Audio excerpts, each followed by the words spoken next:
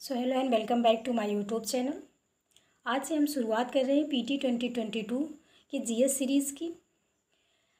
इस सीरीज़ में हम पीटी 2022 के सिलेबस में दिए गए जीएस से रिलेटेड जितने भी विषय हैं उनको हम डिटेल में डिस्कस करेंगे। तो शुरुआत हम कर रहे हैं इंडियन हिस्ट्री सीरीज़ से। इसके बाद हम अन्य विषयों को भी डिस्कस करेंगे।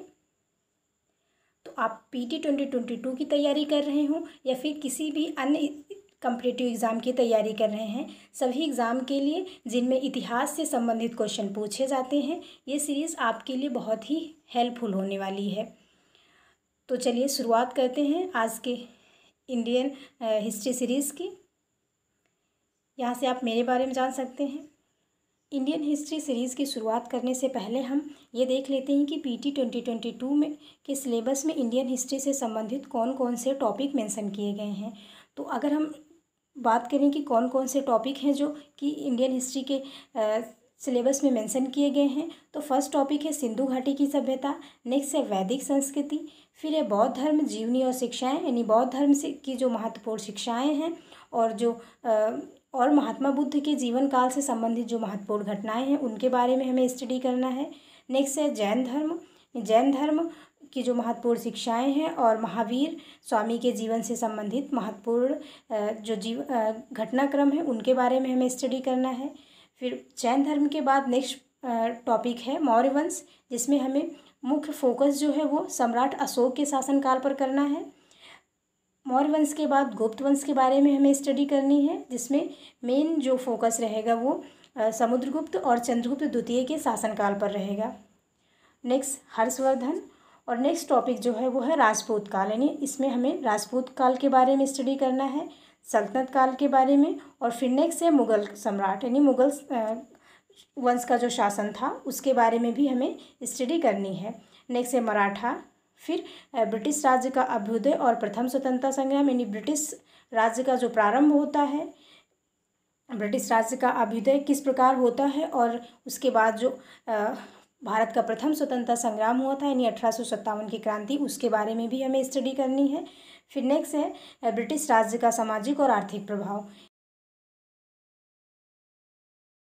जो इंडियन हिस्ट्री मेंशन है, इसके अलावा हमें भारतीय जो स्वतंत्रता आंदोलन थे उसके बारे में भी हमें स्टडी करना है, जिसमें हम स्वाधीनता आंदोलन जो हुए थे उनकी शुरुआत कैसी हुई, उनके प्रारंभिक वर्ष से संबंधित जो घटनाक्रम है उनकी स्टडी करेंगे, स्वदेशी आंदोलन की स्टडी करेंगे, और सविनय अवज्ञा आंदोलन, महात्मा गांधी या फिर और अन्य जो नेता थे उनकी क्या भूमिका थी इन आंदोलनों में, उसके बारे में हम स्टडी करेंगे।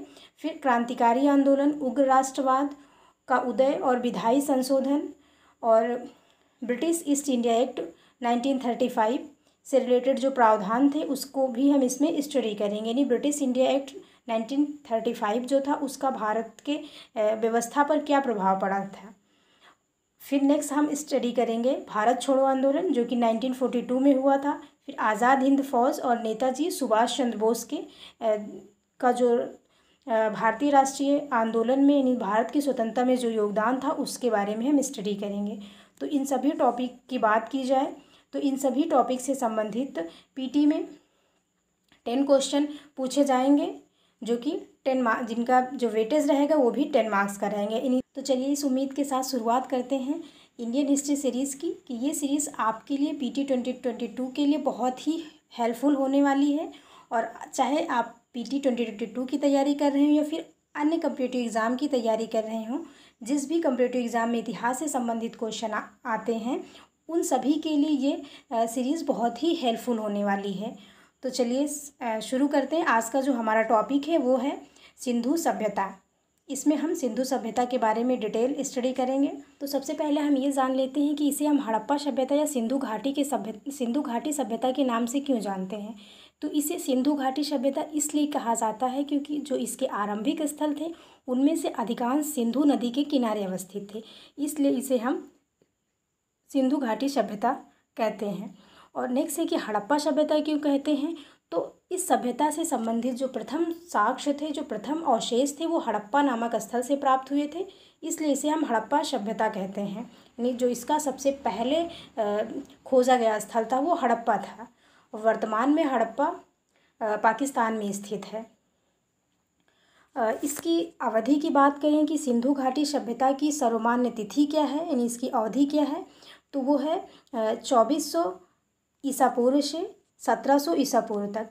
कहीं कहीं ये तिथि आपको 2300 ईसा पूर्व से 1750 ईसा पूर्व भी लिखी हुई मिलेगी, जो कि दोनों तिथियां सही हैं। और एग्ज़ाम में अगर आपसे पूछा जाएगा तो कोई एक तिथि ही पूछी जाएगी, दोनों एक साथ नहीं पूछी जाएंगी। नेक्स्ट बात करते हैं कि हमें ये कैसे पता चलता है कि जो ये सभ्यता है वो इतने वर्षों पुरानी, यानी इसकी प्राचीनता के बारे में, इसके समय अवधि के बारे में हम कैसे ज्ञात करते हैं।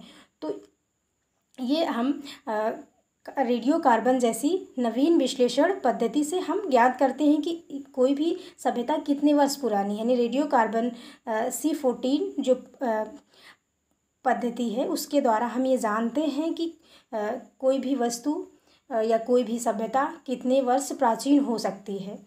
इसकी यानी समय काल के बारे में हम इससे ज्ञात करते हैं।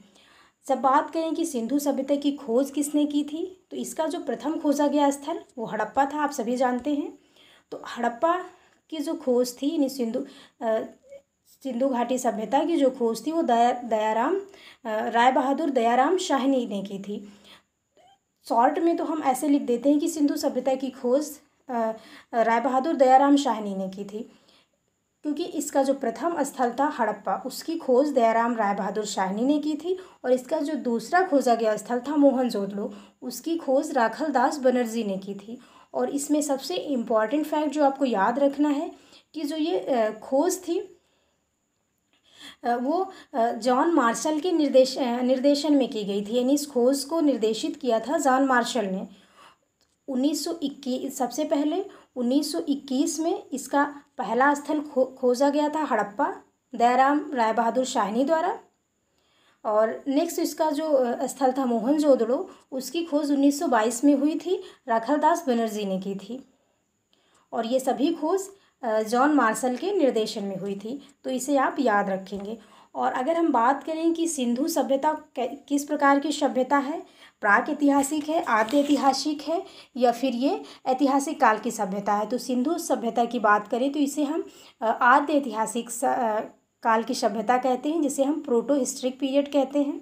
यानी अगर बात करें कि ये प्राक ऐतिहासिक, आद्य ऐतिहासिक या फिर ऐतिहासिक काल क्या होते हैं, तो प्राक ऐतिहासिक ऐसा समय होता है जिसके बारे में हमें कोई भी लिखित साक्ष्य ज्ञात नहीं है, यानी जिस समय में लोगों को लिपि का ज्ञान नहीं था, अक्षर ज्ञान नहीं था, वो प्री हिस्ट्री पीरियड होता है, यानी प्राक ऐतिहासिक काल होता है।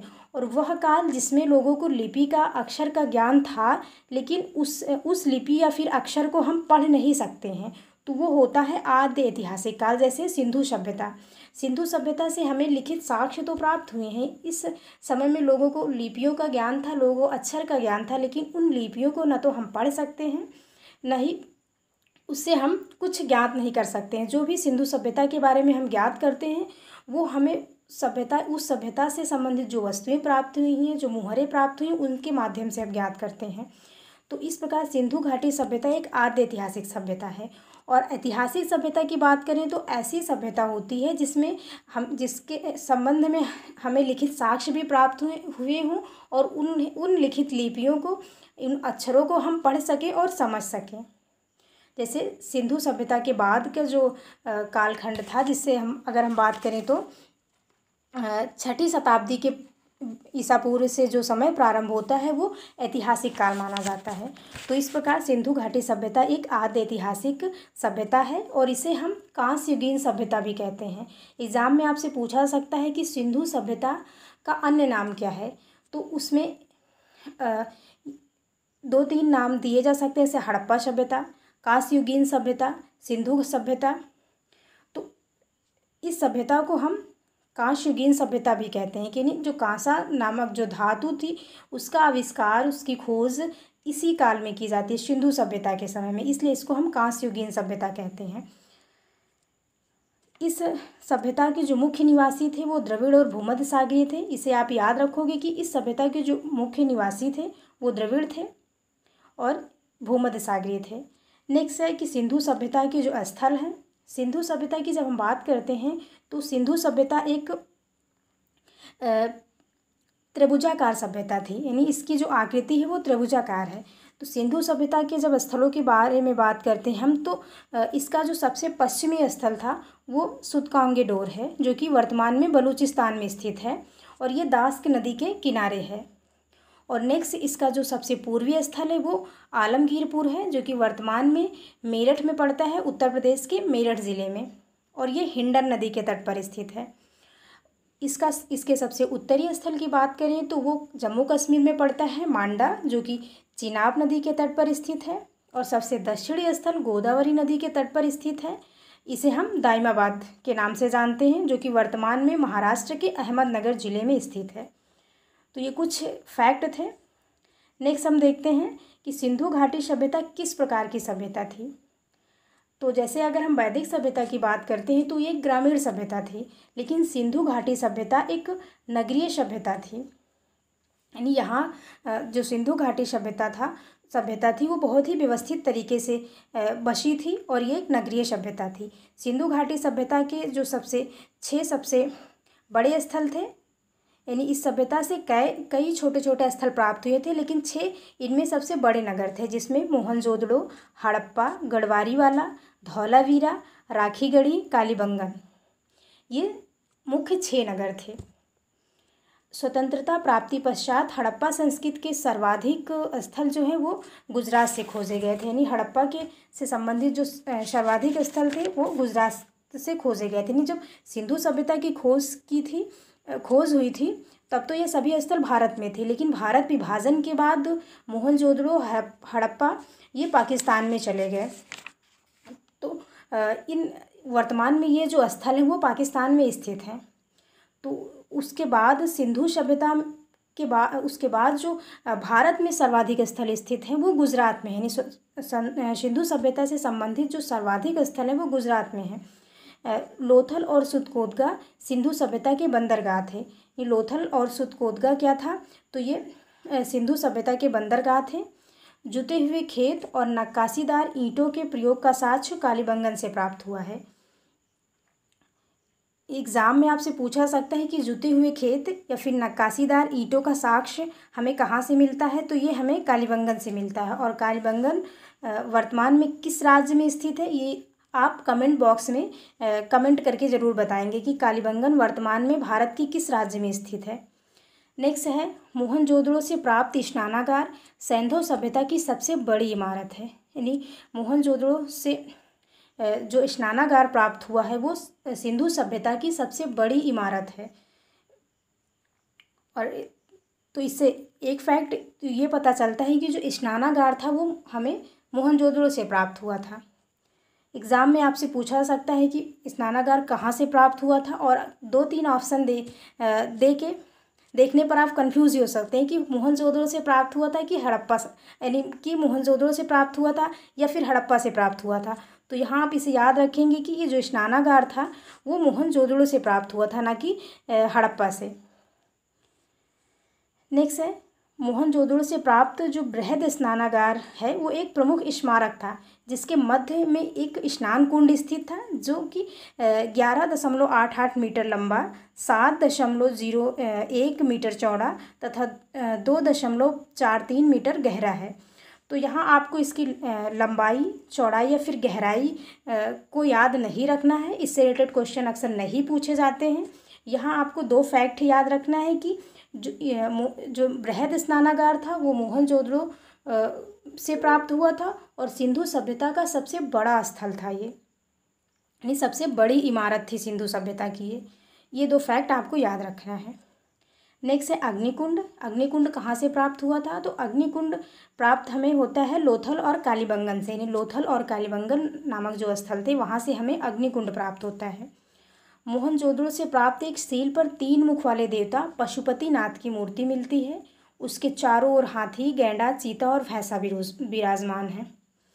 यानी मोहनजोदड़ो से हमें एक मुहर मिली थी जिसपे पशुपतिनाथ की मूर्ति मिली है और उनके चारों तरफ कुछ पशुओं के चित्र बने हुए हैं, जिनमें हाथी, गैंडा, चीता और भैंसा है।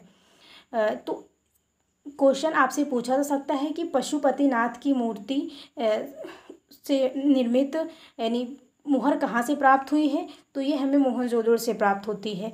और एग्ज़ाम में ये भी पूछा सकता है कि सिंधु घाटी सभ्यता में किस पशु का उल्लेख नहीं मिलता है, और इनमें से 3 कोई दिया जा सकता है और एक किसी अन्य पशु का नाम दे देंगे, जिसमें आपको ये चुनना होगा कि कौन सा पशु था जिसका उल्लेख सिंधु सभ्यता में नहीं किया गया था।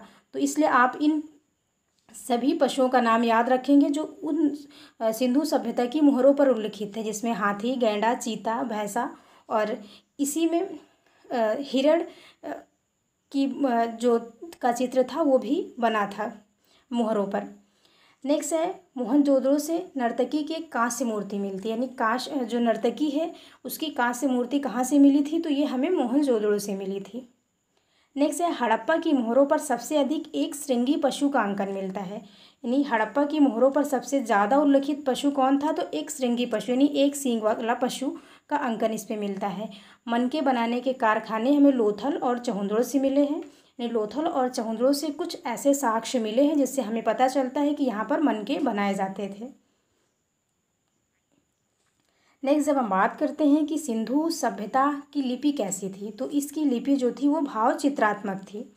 सिंधु सभ्यता की जो लिपि थी वो दाएं से बाईं ओर लिखी जाती थी, यानी इसे हम दाएं से बाईं ओर लिखते थे, और जब अभिलेख एक से अधिक पंक्तियों का होता था यानी तो उसे हम पहली पंक्ति तो हम दाईं से बाईं की ओर लिखते थे और दूसरी हम बाईं से दाईं की ओर लिख देते थे।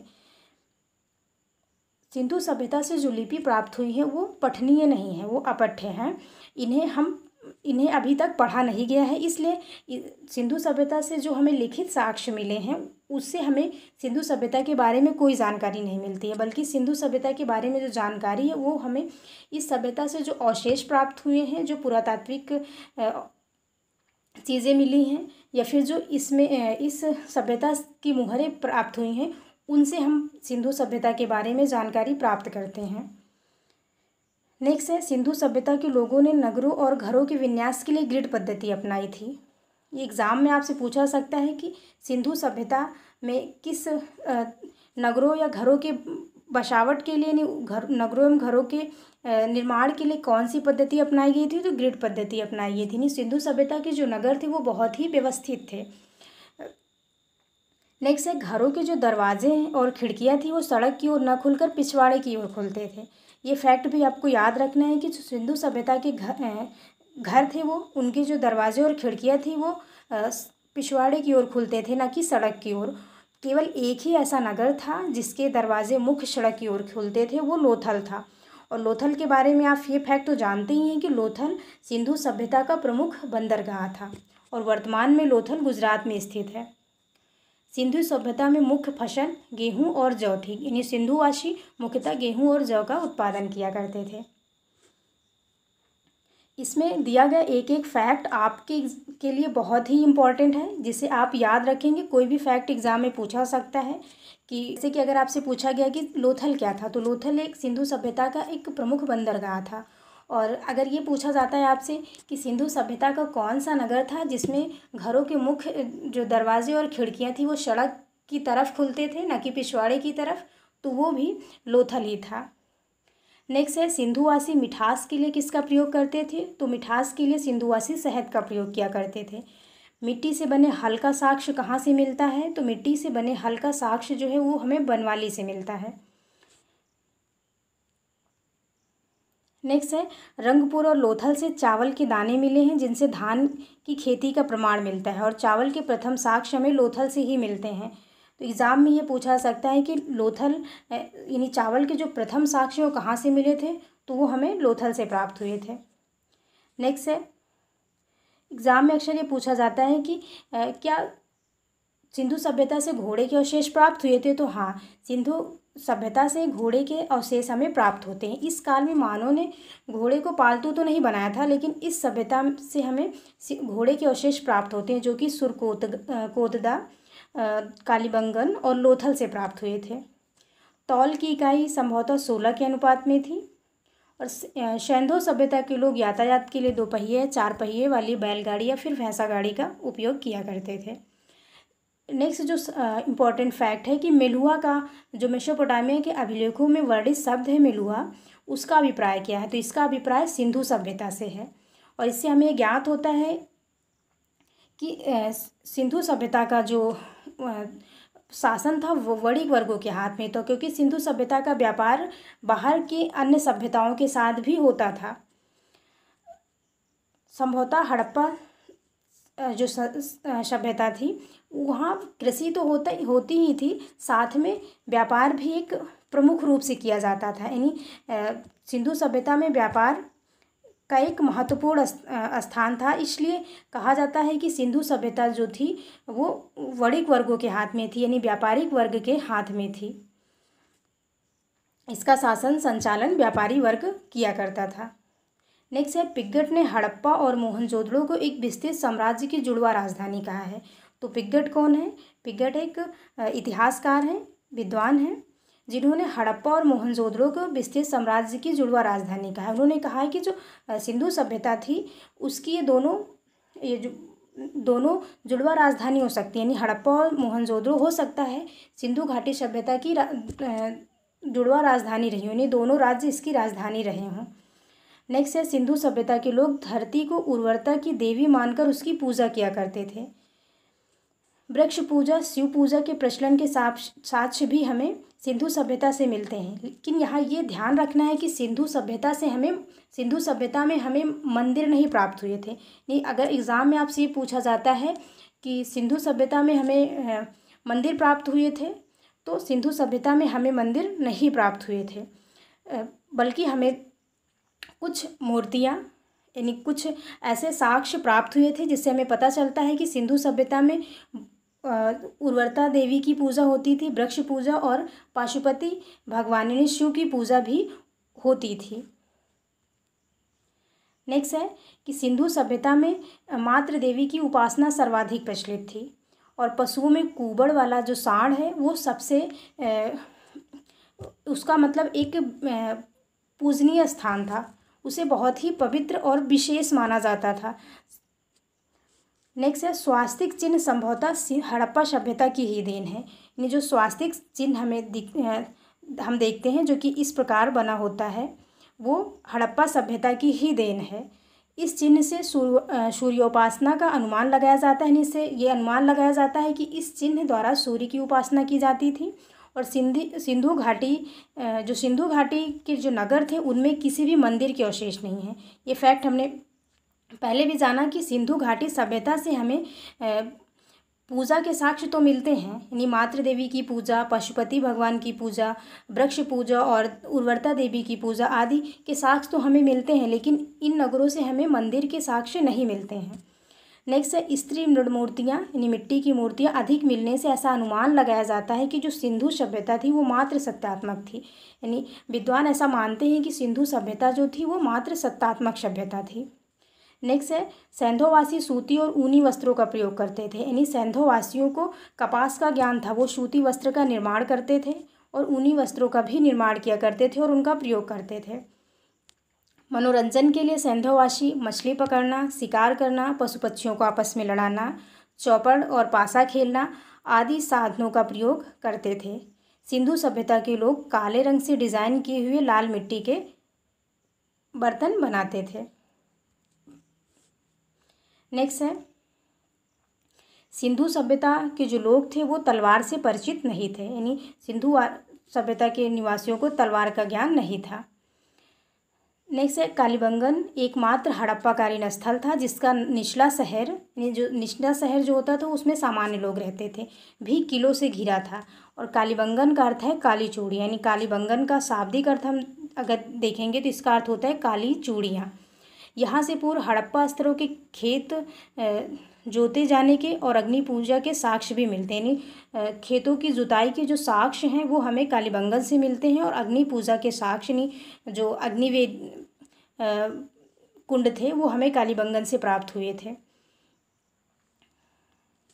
नेक्स्ट है, पर्दा प्रथा एवं वेश्यावृत्ति सिंधु सभ्यता में प्रचलित थी। यानी पर्दा प्रथा का प्रचलन और वेश्यावृत्ति का प्रचलन भी सिंधु सभ्यता में था। शवों को जलाने गाड़ने दोनों प्रथाएं प्रचलित थी। यानी शवों का दहन भी किया जाता था और इस शव को जलाने और गाड़ने दोनों की प्रथाएं प्रचलित थी। हड़प्पा में शव को दफनाने जबकि मोहनजोदड़ो में जलाने की प्रथा विद्यमान थी। लोथल और कालीबंगा में युग्म समाधियां भी मिली हैं। नेक्स्ट है, सिंधु सभ्यता के विनाश का जो संभवतः सबसे प्रभावी कारण था वो बाढ़ था। यानी विद्वान सिंधु सभ्यता के पतन के अनेक कारण मानते हैं। कोई जलवायु परिवर्तन मानता है, तो कोई मानता है कि महामारी हो सकता है इस सभ्यता के पतन का कारण रही हो, या फिर कुछ भूतात्विक परिवर्तन रहे हो, या फिर विदेशी आक्रमण हो सकता है। लेकिन कुछ विद्वान मानते हैं कि इसके विनाश का जो प्रभावी कारण था वो बाढ़ ही था। और आग में पकी हुई मिट्टी को टेराकोटा कहा जाता है। सिंधु सभ्यता से टेराकोटा के साक्ष्य भी हमें प्राप्त होते हैं। तो आशा करते हैं कि ये वीडियो आपको पसंद आया होगा। नेक्स्ट वीडियो में हम डिस्कस करेंगे वैदिक संस्कृति को। नेक्स्ट टॉपिक हमारा होगा वैदिक संस्कृति। Thanks for watching guys. अगर आपको वीडियो पसंद आया हो तो इसे अपने दोस्तों के साथ भी शेयर करिएगा। और अगर इसमें आपको कोई कमी नज़र आई हो या इसमें कुछ इम्प्रूव किया जा सकता है तो आप कमेंट करके ज़रूर बताना। Thank you, keep support.